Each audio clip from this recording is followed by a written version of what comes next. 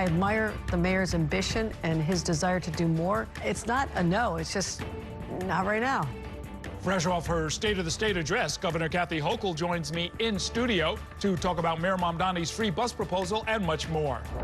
Meanwhile, the mayor is vowing to push back on President Trump's threat to pull federal funding from cities with so-called sanctuary policies. We'll explain. And a federal judge is moving forward with appointing a receiver to oversee Rikers Island as a damning new report shows that violence and conditions inside the jail continue to get worse. For the best news, debate, and analysis of New York politics, join us inside City Hall.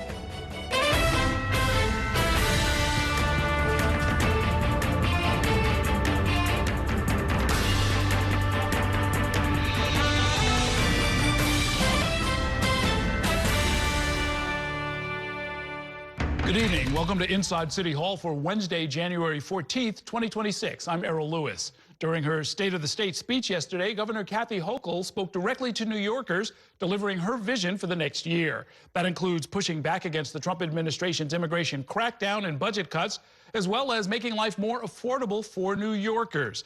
Hochul is up for re-election this year, and she also put an emphasis on bringing universal child care to the entire state, helping Mayor Mamdani deliver on one of his key campaign promises. Next week, the governor is expected to unveil her budget proposal, which will break down how she plans to pay for all of her ideas, kicking off negotiations with the state legislature at that point. The governor joins us in studio now to talk about all of that and more. Welcome back to the program. Always good to see you. Great to see you again, Errol. Thank you for having me back. Absolutely. One of your proposals would create buffer zones outside of houses of worship. Is the idea that that would be through legislation, or would this be sort of recommendations to local police departments? No, this would be legislation. This would be mandated. And again, I will respect anybody's right to protest. Freedom of expression, it goes back to the last hundreds of years as part of our nation's history. But there's also the right to exercise your religion freely, and I believe without harassment. And we're just going to create a buffer zone 25 feet from the property line so people can be able to walk into their building, the place they want to go, you know, deepen their relationship with God and their community without being harassed or screamed at. And just, that seems like a basic right.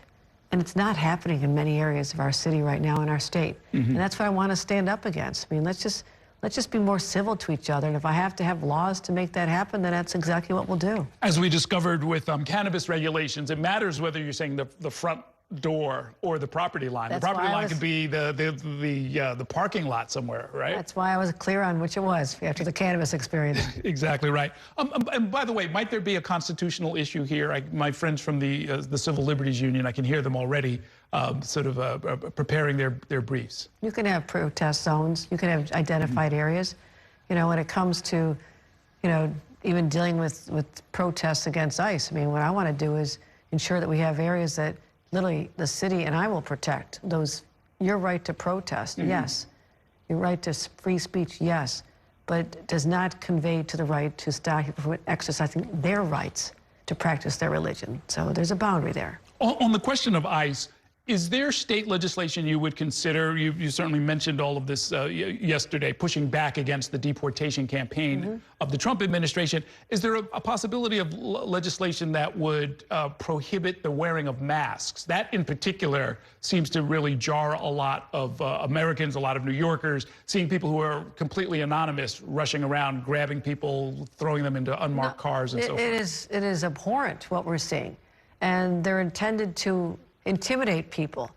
When I was at 26 Federal Plaza trying to secure the release of Brad Lander when he was taken away for supporting families there, I had a long conversation with some of the ICE agents, and I said, why do you have to wear the masks? They seem so intimidating to people. And they said, because they're being doxxed and harassed. I said, but I've got FBI agents, I've got police officers and state police all over the state who are out there on the front lines, and they're not doing this either. They don't think they need to. So this is another level. Banning masks for federal law enforcement is something that I would love to have effectuated, except that we don't have the ability to do that. I can do that for state police and law enforcement in New York, but we don't have to because they don't do that. They're not out there trying to intimidate the community. They're trying to create a relationship and a bond of trust with the community. So I'll do whatever I can. And well, you mentioned in the speech yesterday that of some specific categories. I think you said houses of worship, hospitals, daycare centers. Yeah, separate from the mask, which I would like to do, but I don't believe he has the authority. But again, I'm willing to try anything. But we're saying there's sensitive locations that you cannot go into as an ICE agent looking for people, looking for children in schools or in a daycare center or their parents or at a hospital or places of worship. Those have to be protected zones. We call them sensitive areas. But if you have to go in there, you better show us. Signed by a judge, a judicial order showing you've got proof that a crime has been committed or there's someone who's done something violent or egregious. We'll work in those cases together. I have long said that. That's what we do in New York. But going after people just to harass them, going after a city hall analyst, right. As I said yesterday, like, have you met an analyst? They're pretty low-key, nice people. Like, what is the threat there? Go after the drug lords and the human traffickers and the worst of the worst like you promised. Why are you going after high school students and teachers and people working City Hall? My God, it's gone just too far. Yes, I mean, yet another opportunity to remind people that being out of status is a civil violation. It is not a crime. That's right. So when you say you're going after the worst of the worst, the hardened criminals, they're lying about that. That is a flat-out lie. Your priorities yesterday centered on helping New Yorkers deal with the cost of living, especially on the issue of child care and early education. Is this something you're expecting to phase in, or is this going to sort of be active statewide almost immediately? Well, of course, it has to be phased in, but I'm ambitious. I've been talking about this since I chaired the statewide task force on child care as a lieutenant governor, and I was able to now, as governor, be able to put real money behind this. $8 billion already spent on increasing the number of families by 100,000 children who can get subsidized care, limiting their cost to $15 a week. Families up to a certain income level went from about almost $60,000 a year to get this help up to over $100,000. So we're trying to help the middle class. These are real high costs. But what I want to do is work with the mayor on his vision for the city. We have to fix the 3-year-old program, which is there, but it's not. We got empty slots here, too much demand over here. It's not working out. We have money on the table to help him.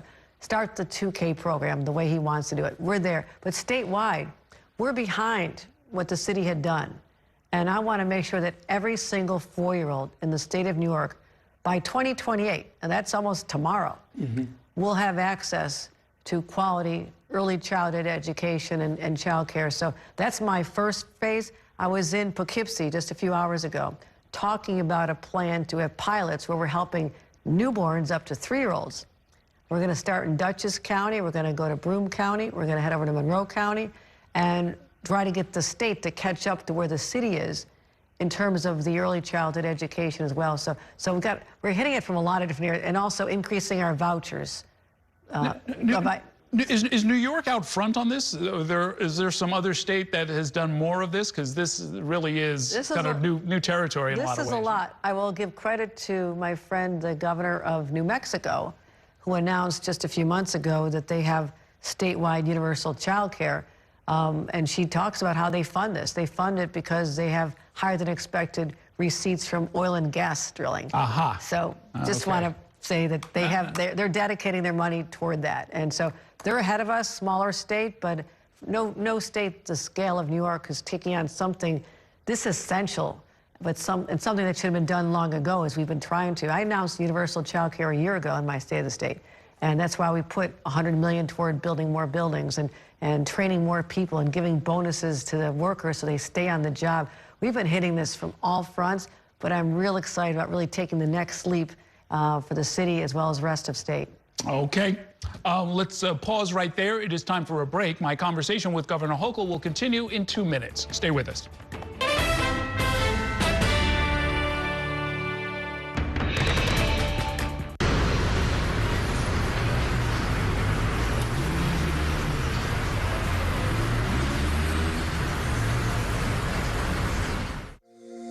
Every day tells a new story. At Mornings on One, we're dedicated to bringing you the stories that matter most to start your day. With in-depth coverage of the day's news. I'm Pat Kernan. Here are the stories we're following. And weather updates every 10 minutes. Tomorrow, some morning sunshine possible. Clouds take over. It's our responsibility to get you the information you need before you head out the door. Mornings on One. Weekdays starting at 6 on the Spectrum News app. Free for Spectrum and Xfinity customers. Spectrum TV, isn't that only live TV? No, it's only all my favorite streaming apps with live TV. Okay. It's only all included at no extra cost. And that's the magic of math. Will this be on the test? Sure. Why not? It's only one simple payment for all our TV. We gotta simplify and win. Winning is equally important. If not, more so. Yeah! Only Spectrum TV, fixed TV. I'm Sandra, this is Jorge, and we were adopted in 2019. I remember when they first came to us, Michael was already a teenager. The whole cliche of, they're so lucky to have you guys, and it's the other way around. They have changed our family for the better. They chose to love us. They didn't have to. They chose us. Family. Learn about adopting a teen from foster care. You can't imagine the reward. Visit adoptuskids.org. And that's a look at some of what's in the papers this morning. You're done with the sports section. Today's story is about the latest chapter for a beloved local business. It's a beautiful day with temperatures in the 60s, but showers are expected in the next hour. In a city that's always on the go, it's important to stop to hear the stories that connect us. The news that matters to New Yorkers. That's what brings us together. That's Mornings on One. Weekdays starting at 6.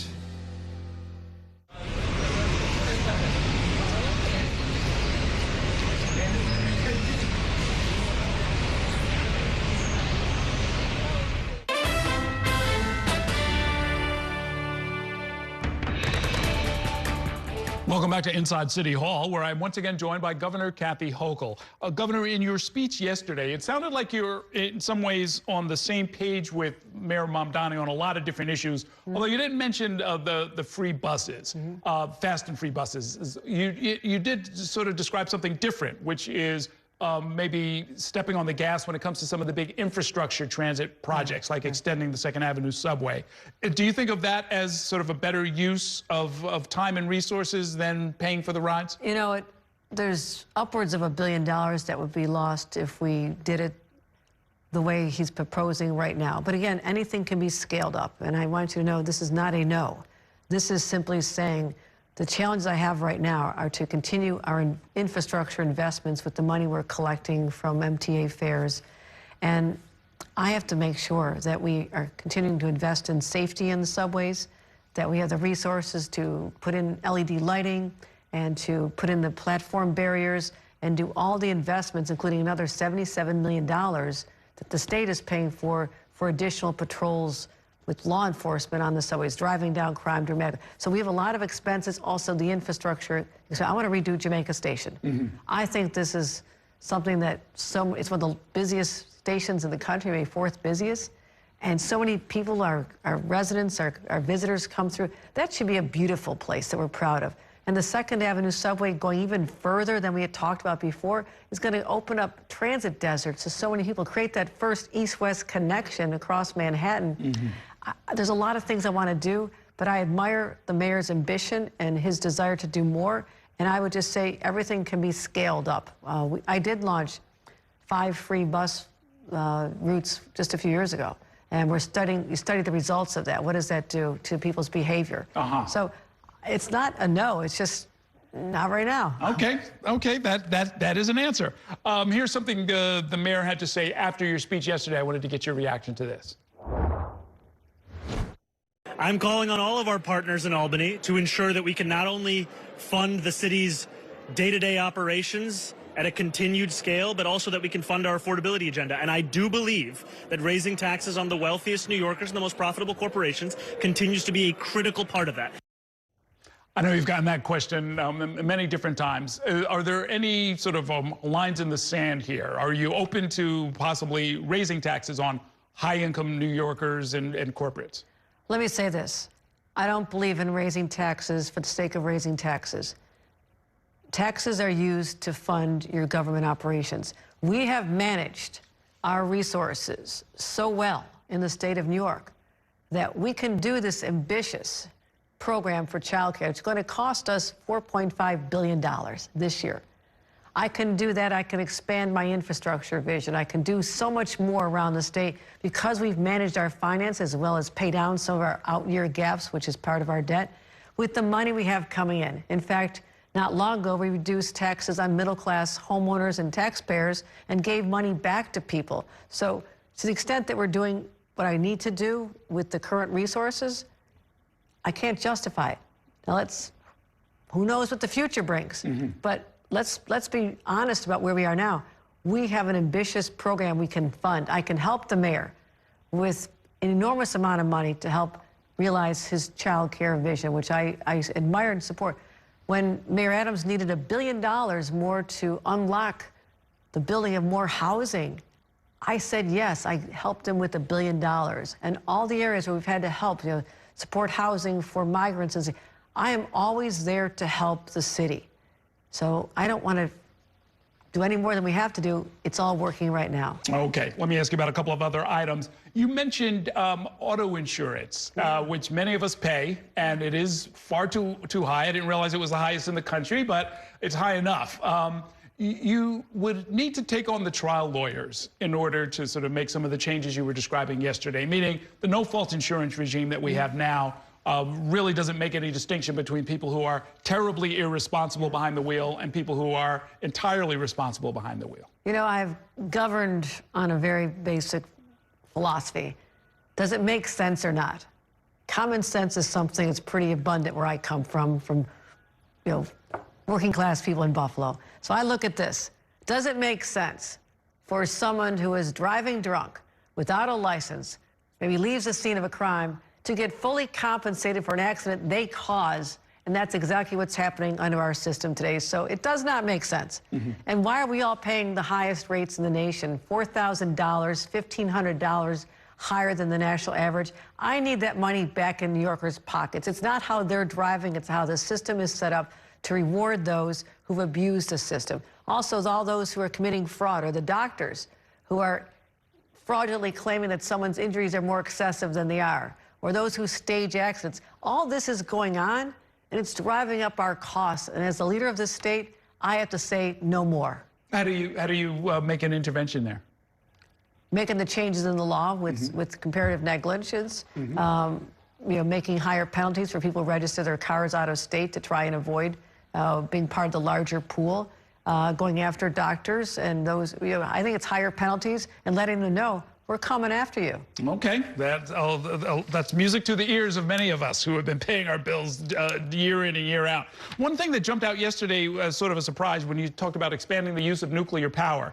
A lot of my viewers are not aware that there are 3 active nuclear reactors in New York right now, including the oldest one, the oldest functioning one in the nation, right? 9 Point, right? About 50 miles north of Syracuse. What are you proposing exactly?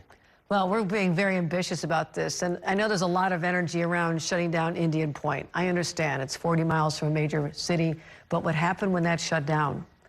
We lost power, 25% of the power that the people of New York City relied on. You know what has filled in its place?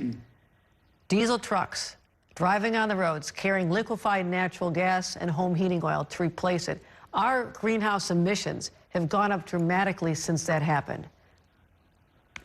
People perhaps didn't see that, but I don't know what the alternative energy plan was. I have to lean hard into our energy future. I have to be the governor who steps up and say, 10 or 20 years from now, I have to keep this going. But what scared me the most, last summer when we had a long heat wave, we were this close to having blackouts here in New York City, this close. We're that close to the edge. I can't have that. When Donald Trump is shutting down offshore wind, that is intended to power 500,000 homes starting early next year with offshore wind. He shut that down. I was counting on that for Brooklyn.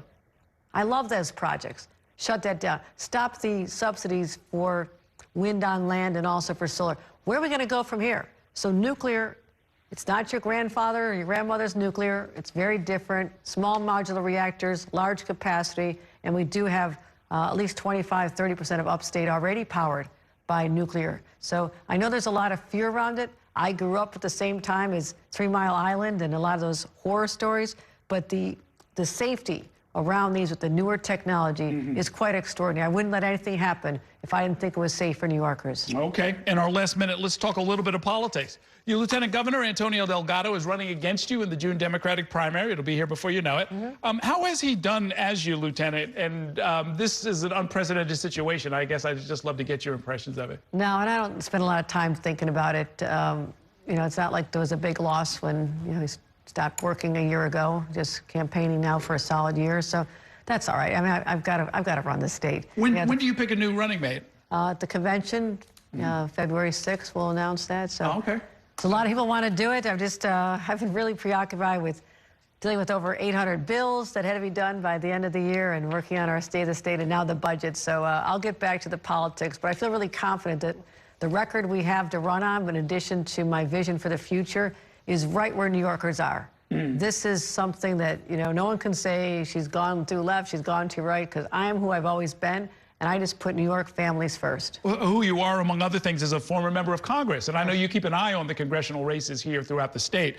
Any districts you're looking at in particular? Oh, yeah. Mike Lawler's, Elise Stefanik's, and also keeping the ones we won. I worked very hard to raise money into the state party. I funded 42 field offices and hired 100 staff to help our congressional candidates just 2 years ago. I'm going to repeat that effort because the way I can help protect New York State is to have a firewall against Donald Trump.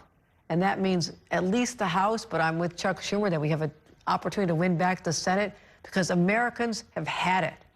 They had no idea it'd be this bad, and the Republican enablers who are letting this happen, when they have the power to stop Donald Trump and they refuse, they have to own this. And I'm going to make sure they wear it. So that's what next year's campaign will be about as well. Okay. This year's campaign. Before I let you go, where are you going to be watching your Buffalo Bills in the playoffs on Saturday? Right here in New York City. I have many favorite Buffalo Bills bars, and I look forward to a big win. You got any bets going with your counterpart? No, we don't jinx it. We just wait for the Super Bowl. Like, I'll bet on the Super Bowl. Good enough. Best of luck with that. Thanks a whole lot for coming by. Great talking with you. Always good to see you. Okay, we're going to take a short break now. When we come back, we'll tell you how Mayor Mamdani is reacting to President Trump's threats to cut off funding to sanctuary cities, including here in the 5 boroughs. Stay with us.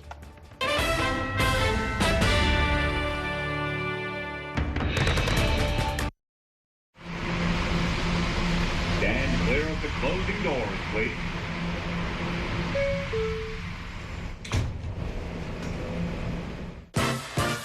There's nothing quite like the feeling of going to the theater. Onstage celebrates that excitement every week by taking you behind the scenes with the latest news and in-depth interviews of the hottest shows on and off Broadway. So grab a seat, because this is a show you won't want to miss. Join us every Saturday and Sunday at 7:30 p.m. for Onstage. On Stage is presented by your Tri-State Cadillac dealers. Discover which Cadillac is right for you and elevate your journey. It's only a hike. It's only made possible by Spectrum Business connecting healthcare providers of all sizes. Like hospitals relying on the Spectrum Fiber broadband network with industry-leading reliability. Practices keeping patient data safe with advanced security. Pharmacies accessing records in the cloud without fail. It's tailored connectivity solutions built for life-changing moments. It's only a hike. It's only everything. Spectrum Business. Mom was always organized, but she started forgetting to pay her bills on time. And she'd buy the same gifts over and over. Telling the girls about my Alzheimer's diagnosis was really hard. At first, we had our cries, but then we were like, okay, let's make a plan. Early detection gave us time to adapt together. It's so important for you to think about what you can do and making the most of what you have. If you or your family are noticing changes, it could be Alzheimer's. Talk about seeing a doctor together.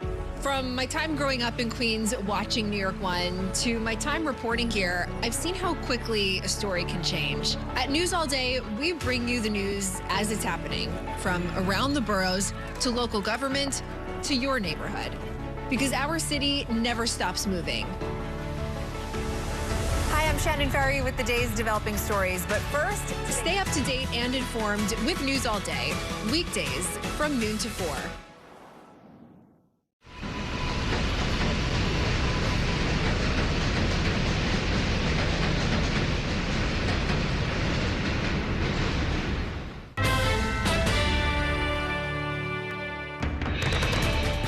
Welcome back to Inside City Hall. City and state officials are pushing back against another round of threats from President Trump to cut funding to New York because of the sanctuary city status of the 5 boroughs.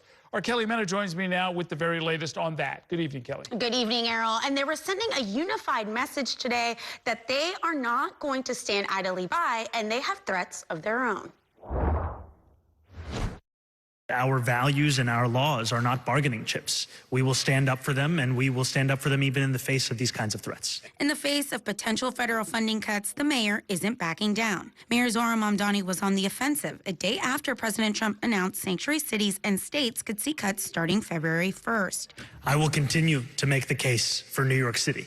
And I think that's been at the heart of every conversation that I've had with the president, whether it's in the Oval Office or through the handful of texts and calls that we've exchanged. It's always about making the case for this city. Mamdani is reaching out directly to the president to voice his opposition. I reached out to President Trump. We haven't yet connected.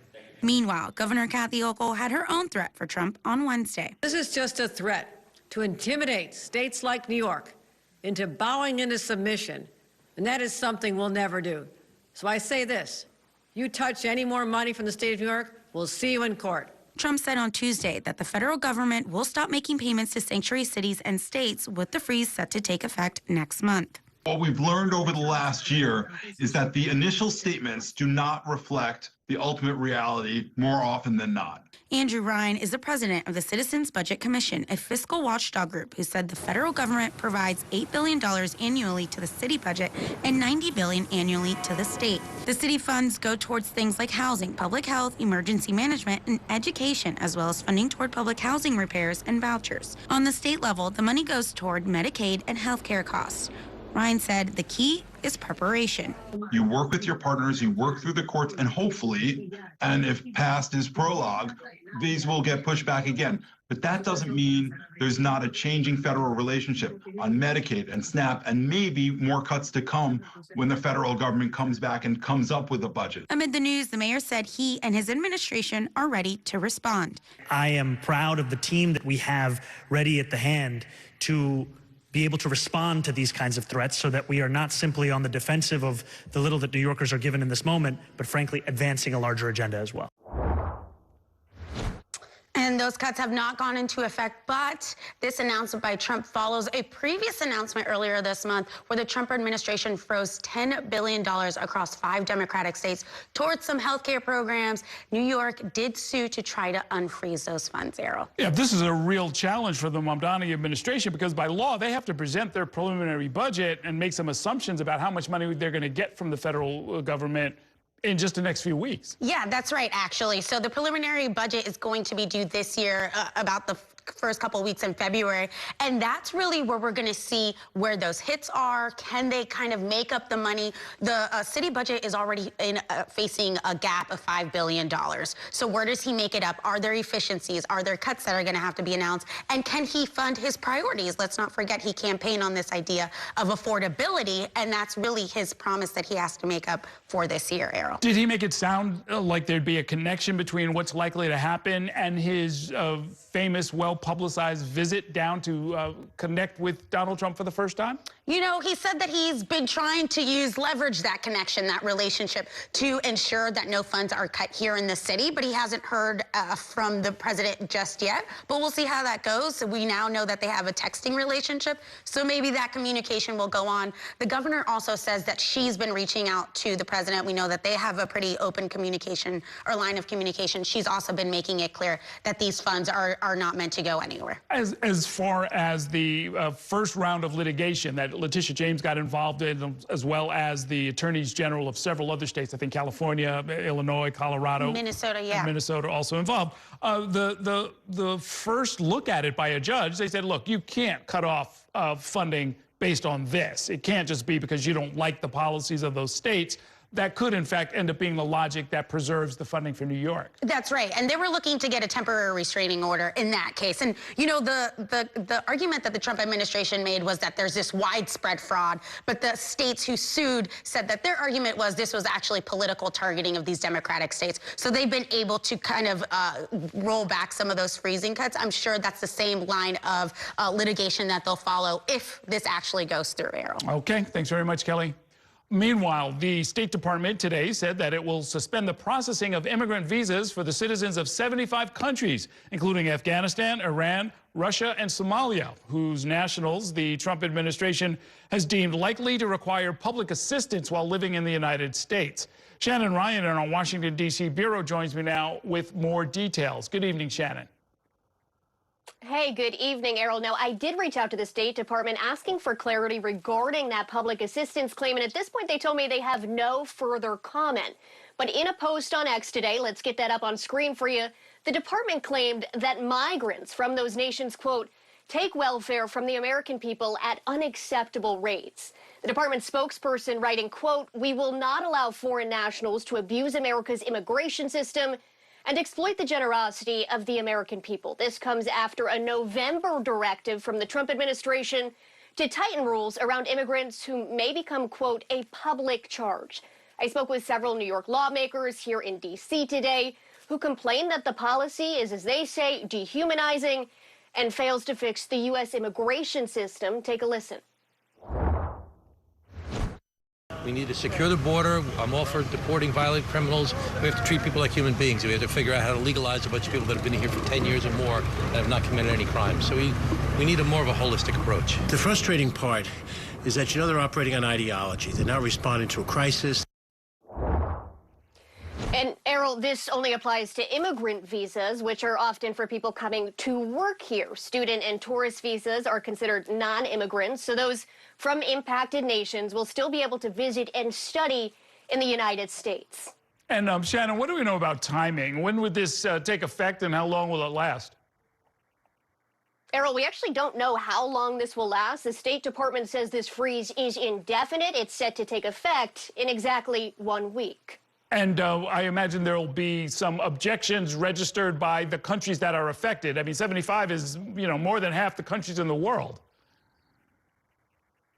Yeah, certainly a lot of visas impacted there. And there are also accusations of racism coming from lawmakers. This comes after Trump has used incredibly harsh rhetoric, for example, to describe Somalis, saying he doesn't want them in this country.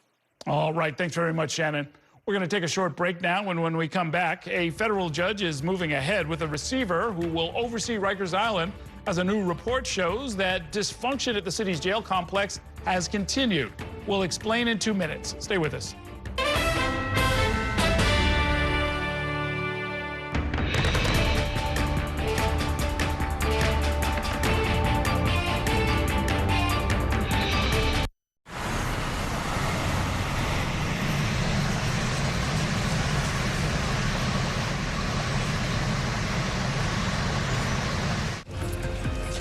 My time at New York One has shown me that in the city that never sleeps, the news never stops. So as the day winds down, turn to the rush hour. Good afternoon, I'm Monica Burke. To catch up on the stories that matter across the 5 boroughs, with in-depth interviews from the city's newsmakers, plus the latest forecast. Catching you up with today, preparing you for tomorrow. Right here on the Rush Hour. Weekdays from 4 to 7 p.m. It's only a slice. It's only made possible by Spectrum, connecting businesses of all sizes, like small businesses, instantly serving up orders and inventory on the Spectrum Fiber broadband network. And factories, seamlessly connecting to farmers in the field with tailored solutions that always deliver. It's only a slice. It's only everything. Get your business free fiber-powered internet forever. Call to find out how. I'm Chris Jakomick. I served in the United States Air Force, and I deployed 3 times. So in 2017, I was serving as an Air Force First Sergeant. Our motto in that role is, my job is people, everyone is my business. But unfortunately, in that year, I would lose my own brother, Lance Corporal Adam Jakomick, to suicide. The majority of veteran suicides are from guns. I store my weapons securely, not only for myself, but for my family. My service never stops. At Spectrum Noticias, we recognize that our New York City community is vibrant and diverse. Spectrum Noticias delivers balanced coverage of the stories that matter in our communities and across the country. Our journalists are based in the neighborhoods we cover, ensuring you get in-depth reporting on what's happening in the places we call home. So join us at Spectrum Noticias. We're always on, always there for you. Now available on your TV. Check your local listings. Also available on the Spectrum News app.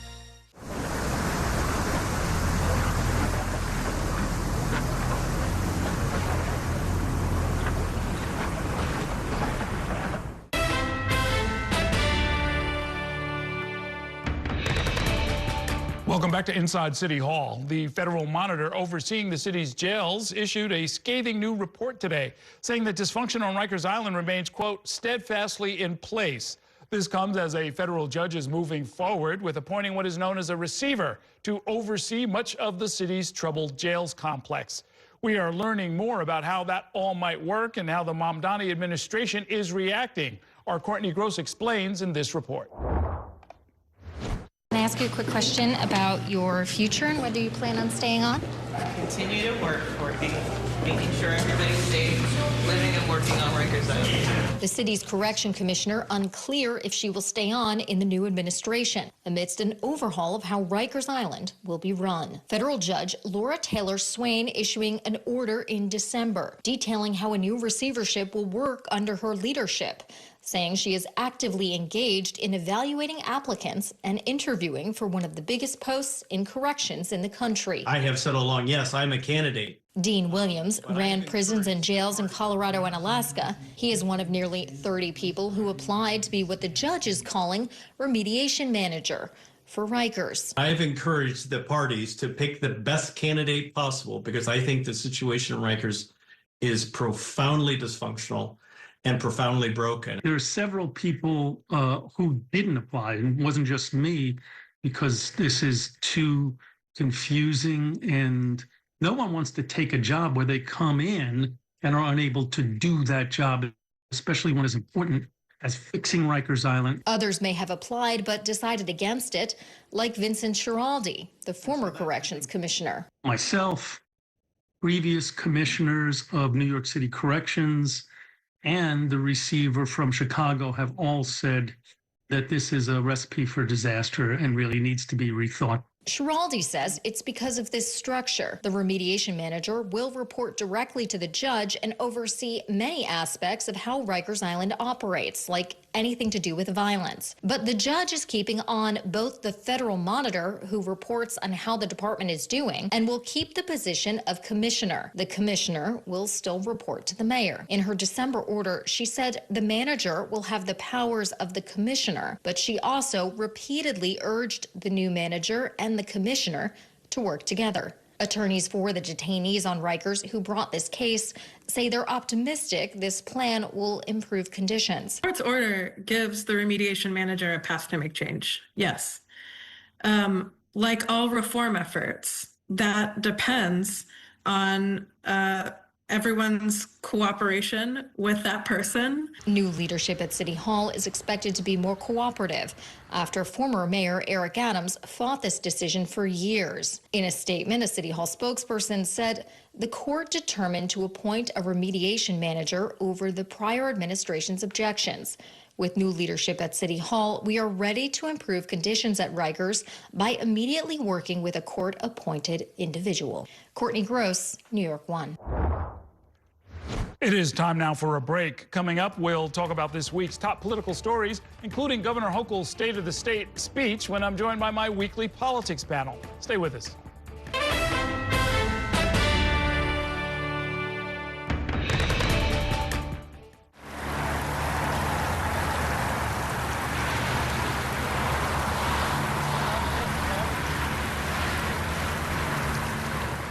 After 30 years of forecasting for New York, I've learned it takes a dedicated team to cover all the weather our city has to offer.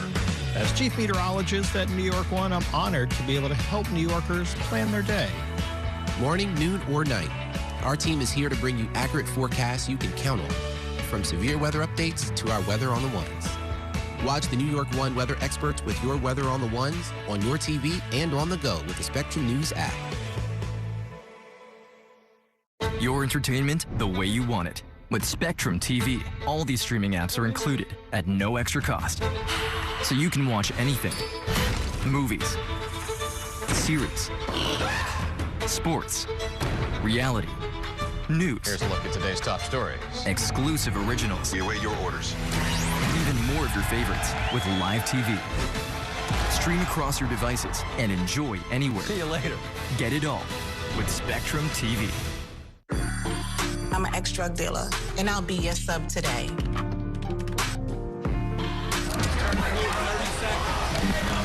Two milligrams of fentanyl can be lethal.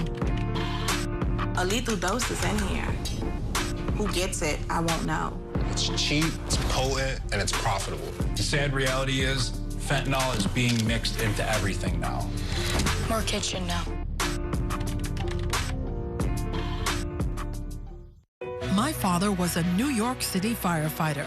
My mission, like his, is to serve New Yorkers in a city that doesn't stop when the sun goes down. Being with New York One since the beginning, I'm now honored to join you even earlier each weeknight. Starting at 8 with New York Tonight, we'll explore the latest news developments, followed by New York One at 10 to wrap up your day. So join me each weeknight starting at 8 right here on New York One.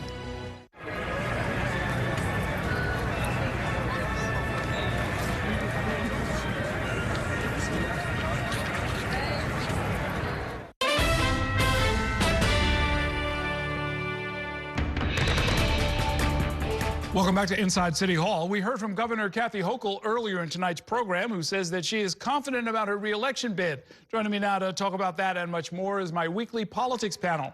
Ben Max is the executive editor of the New York Law School Center for New York City Law. He's also the host of the Max Politics podcast. Susan Kang is a political science professor at John Jay College and a leading member of the New York City Democratic Socialists of America. Thank you both for being here. What are your overall impressions of where the governor stands right now? She doesn't seem overly worried about Donald Trump or Antonio Delgado or Bruce Blakeman or any of her political opponents. Maybe she should be. Yeah, it feels like she's trying to thread this needle where she is really taking Mamdani's victory seriously and the demands for childcare and affordability, but at the same time trying to not upset people on the right by saying, I won't raise taxes, which seems a little curious to me because, you know, Donald Trump is going to be cutting funding to New York State and New York City. So I don't know how that adds up, but, you know, she says, we don't know what the future holds, so that kind of leaves it open. Like perhaps she might be open to revenue if necessary.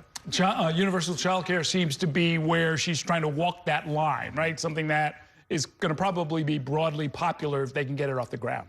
Yeah, I think that's a very smart place for her to focus and a place for her to collaborate with the new mayor, who obviously she made a decision to endorse in the general election. I think a calculation knowing that she was going to be tied to Zohran Mamdani no matter what by Republicans, so may as well go all in, so to speak, and then ride some of his support. You know better than me about whether that support will be there, but I think some of that really depends on what does she do to help him fulfill his mandates, and the child care one is a pretty big one to jump in on. I thought her comments to you about the buses were really interesting and about the taxes, because she's making a very conscious choice there to not support raising taxes to fund the free buses, at least at this time. Yeah. In fact, let's play a little bit of that part of the conversation where we talked about the buses. There's a lot of things I want to do, but I admire the mayor's ambition and his desire to do more. It's not a no, it's just not right now. Is that the end of the conversation, or is that going to continue? I feel like that's a way to not make any promises, but be open to creative solutions. And I think we'll see potentially more negotiations happening, because I do think that there's good people on, you know, from both administrations who want to find solutions that work. And so I think I'm going to stay tuned to see how that works out. I do think that what's interesting is that in 2024, we barely saw Governor Hochul at all in New York City. We didn't see her really doing any events here until basically the day of the general. And now she's tying herself much more closely to the city, and I think that that's smart. So I do approve of that choice from an electoral perspective. And, you know, when it comes to taxes on the rich or taxes on corporations, the governor said she's not hardline opposed to it, but that there has to be a reason for it. And there is some precedence for that, right? I mean, there are, you know, like the payroll mobility tax. There are some MTA taxes that are designated, they are targeted, and they go for certain things. And the business community occasionally does step up and say, we're okay with this. Yeah, and I think that Kathy Hochul wants to create solutions that don't anger people too much. But I think that it's interesting, and I'm happy to hear her say that, you know, the door's not closed. I think a lot of people want revenue because of the situation with Donald Trump, and a lot of folks who are advocating for more revenue, I think they're going to see this as a positive sign, because a no is a no, but that's not a no, in what I heard. The discussion on raising taxes isn't going to go anywhere, right? There's a lot of legislators who are supportive of raising taxes. There's a lot of advocates, and Mamdani's base are supportive. The governor heard those chants multiple times a few months ago. But the way the mayor approaches this will be really interesting. He very gently continues to reiterate his support for raising taxes, but I don't see him going to war with the governor over this. I think they're going to get through at least their first session here in her primary in very good standing with each other, and then we'll see where it goes from there. Interestingly enough, trial lawyers, I think, are going to be fighting tooth and nail with the governor if she moves forward with what we just talked about, which is this idea of changing the basic negligence regime legally so that no-fault insurance is replaced by some kind of contributory negligence. Like if you are the worst driver, if you did something really irresponsible in an accident, you might have to pay. You don't get to just walk away from it. Yeah, I mean, I think this is where the conversation is going to absolutely move to the legislature and see if the two Democratic majorities there are willing to buck the trial lawyers who have had a lot of sway in state government over the years. And, you know, that will be an interesting lobbying campaign to come. We'll get a lot of indication where the legislature's at on a whole host of things very soon. Yeah, and then another part of the Democratic base, the environmentalists, are probably going to be a little bit unhappy with this idea of dramatically increasing the amount of nuclear power in New York State. Yeah, so she did put a lot of time and energy in her State of the State talk about nuclear, and I do think that there's kind of like, people are mixed about it. A good leader brings people to the table and figures out ways to create compromise. So hopefully there will be conversations with advocates that will help them with their concerns. I'm interested in seeing how she moves forward on other forms of renewables. Yeah, the renewables fight will be ongoing. Let's take a short break. I've got more to talk about with this panel. We'll do that in 2 minutes. Stay with us.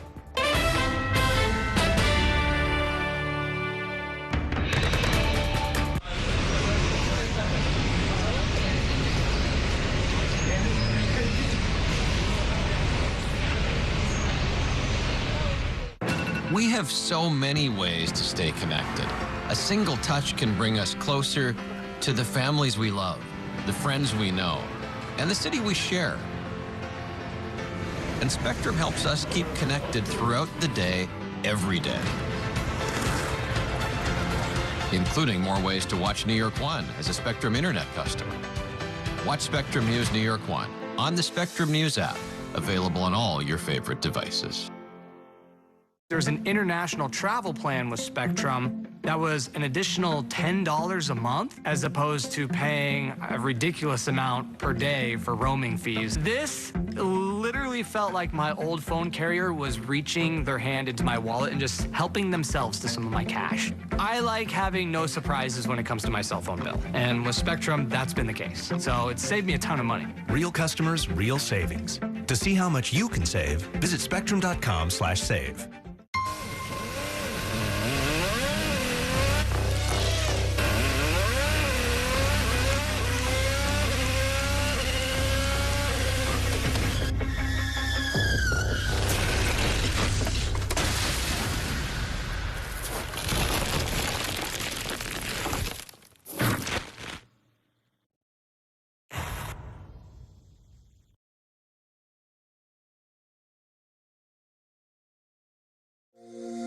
Every day tells a new story. At Mornings on One, we're dedicated to bringing you the stories that matter most to start your day. With in-depth coverage of the day's news. I'm Pat Kernan. Here are the stories we're following. And weather updates every 10 minutes. Tomorrow, some morning sunshine possible. Clouds take over. It's our responsibility to get you the information you need before you head out the door. Mornings on One. Weekdays starting at 6 on the Spectrum News app. Free for Spectrum and Xfinity customers. Stand clear of the closing doors, please.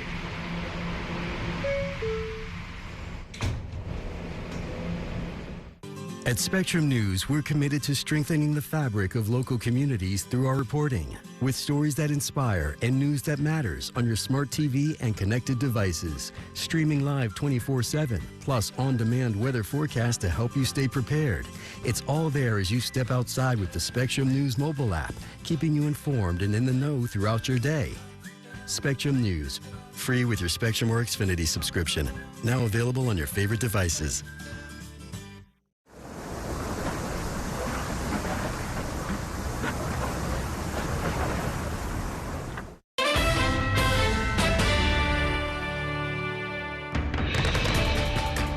Welcome back to Inside City Hall, where I am once again joined by my politics panel. We have Ben Max here and Susan Kang. Eric Adams is hawking a digital coin that crashed in value a few hours after it began trading, which is what people in the industry call a rug pull. Basically, the cryptocurrency equivalent of a pump and dump scheme, as far as I can tell. The ex-mayor now saying, I didn't benefit from this in any way. We still want people to put money in. Good luck with that. Does he have any kind of political future, even at the level of, endorsements and so forth? I think he'll try.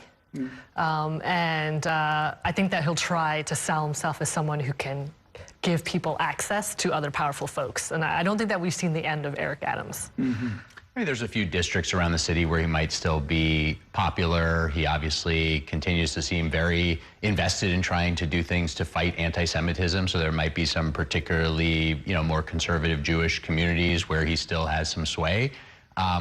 But this type of endeavor that makes him quickly look unserious yet again is not helpful to his image, and it makes it seem like he launched this thing too quickly without really knowing what he was getting into. And so, that continues to sort of hurt his brand. Yeah, I would think if you wanted to fight anti-Semitism, something like, hey, let's raise money for that synagogue destroyed by arson in Mississippi. I'd have written him a check that day if that's what they were trying to do. Or some kind of pedagogy for schools for cultural awareness and inclusion. But interestingly, he did say he wanted his first paycheck as mayor in crypto. So it kind of like a crypto bookend to his mayoral career. This is true. I saw, by the way, that those first 3 paychecks, assuming he didn't convert any of it, he's up about $20,000. So financially, it did work to his benefit. One other interesting thing with the governor's conversation is that she plans to be involved in the congressional races. And I think this is not just because she's a former member of Congress, but she says that, the best way to help New York State is to get a Democratic majority in Congress. And when I asked her what district she's looking at, and I guess not surprisingly, she said Michael Lawler's district and Elise Stefanik's. And those are both 2 people who criticized her quite a lot and both talked about running against her. Exactly. Also, it's very notable that Long Island, even though, has gone relatively well for Democrats recently, wasn't on her quick list because that's obviously where her likely opponent, Bruce Blakeman, comes from. And, there's been some challenges in some of the districts there. But yes, Mike Lawler is one of the biggest targets for Democrats across the country and certainly in New York, and that's a swing district. And in a Trump midterm year, you'd have to think is very viable play for Democrats. However, he's done a lot to, appeal to his constituents, to at least do some bipartisan work and to speak up at times against the president. So that's going to be a real race in the 17th. Yeah. The assumption, I think, by a lot of pundits is that this is going to be a big Democratic year by the time we get to November. Yeah, I think that a lot of that's going to be dependent on the kind of messaging that the Democrats decide to unify on, the fundraising, and having a clear message about what they have to offer, not just being anti-Trump, which I think was sort of the lazy default Democratic national message for the past 10 years. So something a little more proactive. They're probably going to talk about affordability, is the guess. Yeah. Right. I mean, if you just look at Trump not doing that much on affordability, plus how he's unleashed federal immigration enforcement in ways that are certainly turning off a lot of purple district voters and swing voters and riling up the Democratic base, there's very fertile ground for Democrats, but yeah, they do have to have a right. message. You don't have to be anti-Trump, but you can be, sort of anti-murder on television of the kind that we saw with Renee Good in Minneapolis, right? Yeah, I mean, I went to grad school in Minneapolis. I still have friends there, and what's going on there with the schools closing is devastating. And I think that, sort of apolitical Americans are probably also very moved by what's happening. Mm-hmm. Yeah, there was a fair amount of street activity, not just there, but in a number of other cities, and it wasn't quite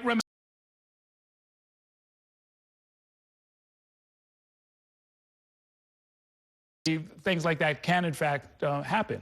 Well, I'm, nervously, and I think many are waiting to see what happens here in New York City and how much the federal government decides to escalate things and how New York City responds. I've been talking to some congressional candidates, and, there is a push for the NYPD to be more assertive in saying to federal agents, don't break local laws. And this is something Zohran Mamdani talked about during the campaign, and we'll have to hear more from him and the police commissioner about how they would approach it if there are federal agents actually breaking local laws by snatching people out of their cars for no apparent, evidentiary reason. Yeah. I mean, the governor did talk about protected areas like schools, hospitals, but or houses of worship.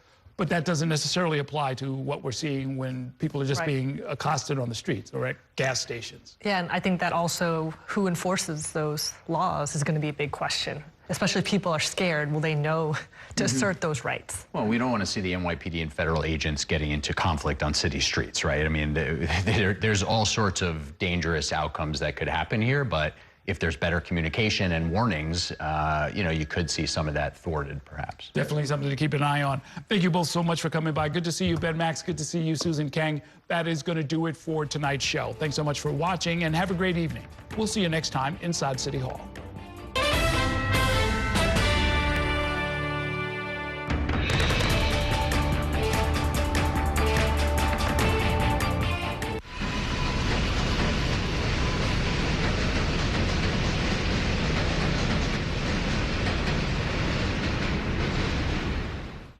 That's a look at some of what's in the papers this morning. You've done with the sports section. Today's story is about the latest chapter for a beloved local business. It's a beautiful day with temperatures in the 60s, but showers are expected in the next hour. In a city that's always on the go, it's important to stop to hear the stories that connect us. The news that matters to New Yorkers. That's what brings us together. That's Mornings on One. Weekdays starting at 6. Your entertainment the way you want it. With Spectrum TV, all these streaming apps are included at no extra cost. So you can watch anything. Hey, brother. Be careful. Movies. I've got this condition where I don't feel pain. You're a superhero. No. Series. There was another murder in the building. Sports. Reality. Here's to a summer you'll never forget. News. Here's a look at today's top story. Exclusive originals. We await your orders. Even more of your favorites with live TV. Welcome into First Take. Stream across your devices and watch anywhere. At home or out and about. It's the entertainment experience you've been waiting for. Streaming apps included at no extra cost. Scott that pal, get a good look. With live TV and on demand. All together, all in one place for you to enjoy. It's whatever kind of adventure we want it to be. Get it all with Spectrum TV. There's nothing quite like the feeling of going to the theater. Onstage celebrates that excitement every week by taking you behind the scenes with the latest news and in-depth interviews of the hottest shows on and off Broadway. So grab a seat, because this is a show you won't want to miss. Join us every Saturday and Sunday at 7:30 p.m. for Onstage. On Stage is presented by your Tri-State Cadillac dealers. Discover which Cadillac is right for you and elevate your journey.